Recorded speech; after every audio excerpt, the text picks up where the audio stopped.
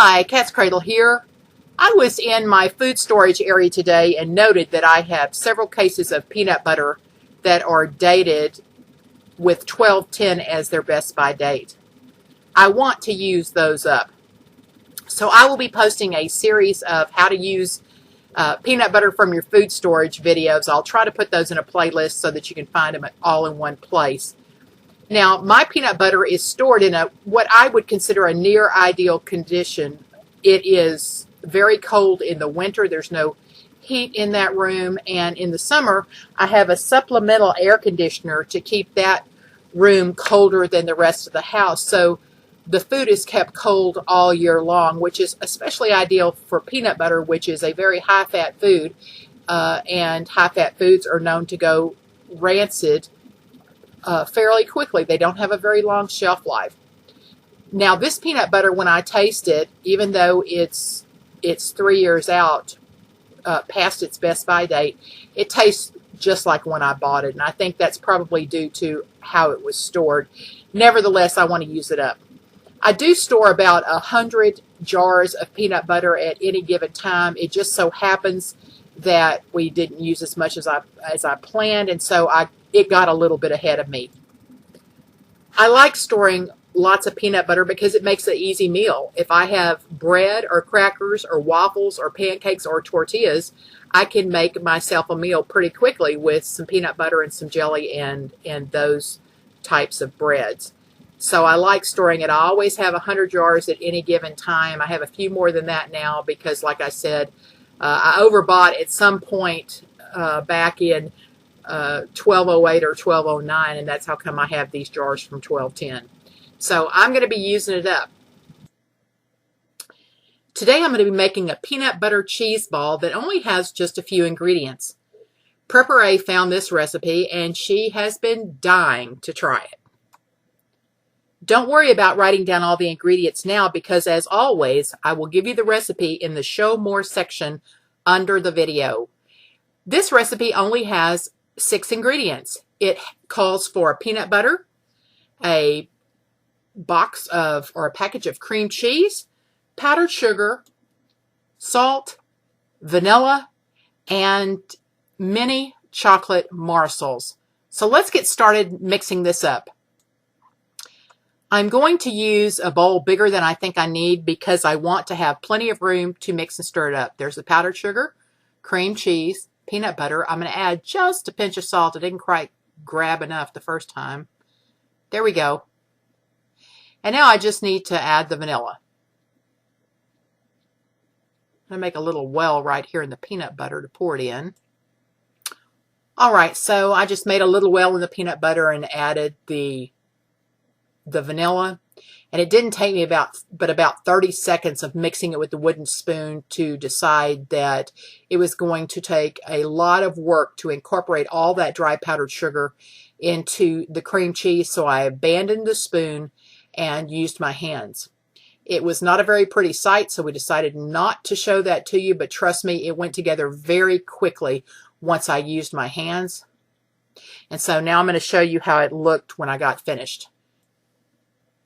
Okay, so here's the sticky peanut butter cheese ball, and I thought it would be a good idea to line my plastic wrap with a little bit of powdered sugar that it might keep the cheese ball from sticking when I try to take it out of the plastic wrap. It really made no difference at all because there was enough moisture in the cheese ball that all it did was just soak the powdered sugar. The powdered sugar didn't make any difference at all. The recipe suggests that you wrap it up and freeze it for 3 hours. That will harden slightly, and it did harden slightly, but it really didn't make that much difference at all. So I would just probably abandon this step as well and just put it directly into the semi-sweet chocolate morsels and just roll it. But anyway, I'm going to do it, since it's the first time, I'm going to do it just like the instructions say. So you can see I'm trying to coat it with the powdered sugar. Skip that step, it's just wasted time.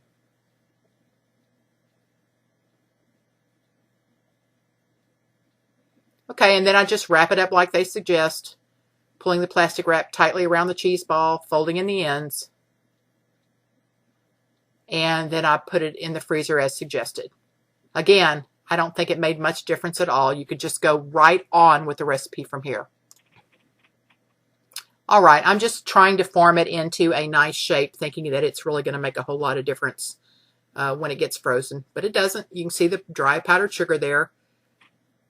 Notice when I take it out of the freezer, see how the white powdered sugar is just wet powdered sugar now. It didn't make any difference. So I'm going to unwrap it and place it onto the semi-sweet mini chocolate morsels. It's really sticky, but it comes off pretty cleanly, surprisingly enough. And here's what I'm using. Best Choice semi-sweet chocolate morsels. They're just as good as the expensive national brand, in my opinion. All right, so let's unwrap the ball. It comes out very easily, and really there's not much that's stuck to the plastic wrap. And now I'm just going to try to get enough coverage so that it's easy for me to handle here. So you can see me just lifting up the wax paper, trying to get it to adhere to the ball.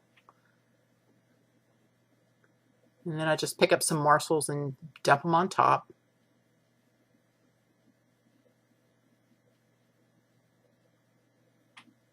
I'm glad I was working on top of the stove because those little morsels sure can get away from you.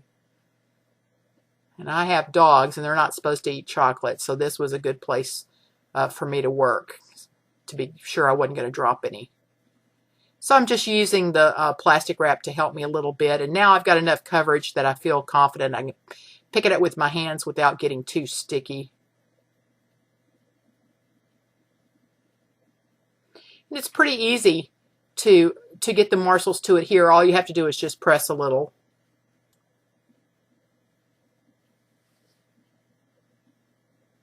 So there's several different things you can use. You can use your hands to pat them on, or you can roll them in the morsels. Just takes a little bit of patience and fidgeting to get them all in place. And the ball does yield very readily to my hand, so it's very soft, but it's not so soft that it doesn't keep its shape, and I like that. All right, so I'm just picking up the cheese ball now, picking the prettiest side to go up on the platter, taking off any little morsels that fell off. And what I like is that it only used about a half a bag of those morsels, so I have half of them to use for another recipe on another day. I've chosen graham crackers to eat with this cheese ball today. Just shaping it up here. All right. Filling in a hole, a couple of holes. It doesn't hurt that some of the cheese ball shows through though. All right, I'm just touching up with a few little morsels here, but it really doesn't hurt anything for some of the cheese ball to show through. All right, so let's break up some crackers here. These were kind of tough. We're going to let Prepare give it a try because she was really excited about this.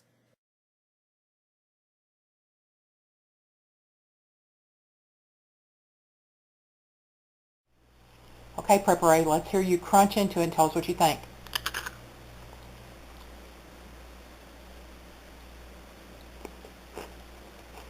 Oh wow.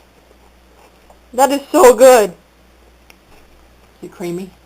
Oh, it's delicious. The peanut butter is great, and I love the texture you get with the chocolate chips in the creamy peanut butter mixture. This is so good.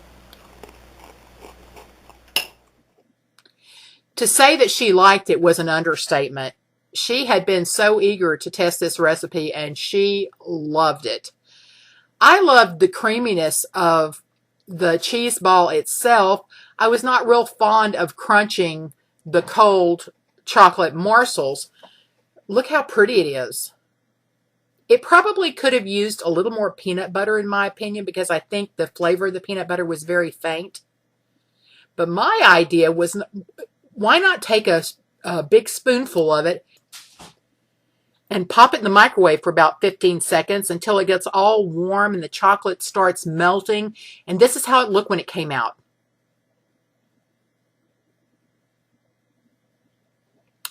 Oh yeah. It was ooey, gooey, delicious. I put some on a cracker and then began thinking of other ways to use it. This would be delicious to dip apples in. And then I thought, what if you took like a flour tortilla and spread it with this mixture, rolled the tortilla up, and then just stuck it in the microwave for about 20 seconds to heat it up? It would be fabulous. It'd be great smeared on a hot waffle. The possibilities are endless. How about spreading the peanut butter cream cheese mixture in the little reservoir of celery? Oh, it'd be just great. Lots of uses for this. I'll post the recipe below. Give it a try and see how you like it. It's very simple and can be made completely from food storage ingredients. If you can cream cheese, like I do, I'll post a link here so you can check back on that video if you'd like to. But if you've got home canned cream cheese and you store powdered sugar and peanut butter and morsels in your food storage, you can make this anytime you want. Give it a try and let me know what you think. Until next time, this is Cat's Cradle.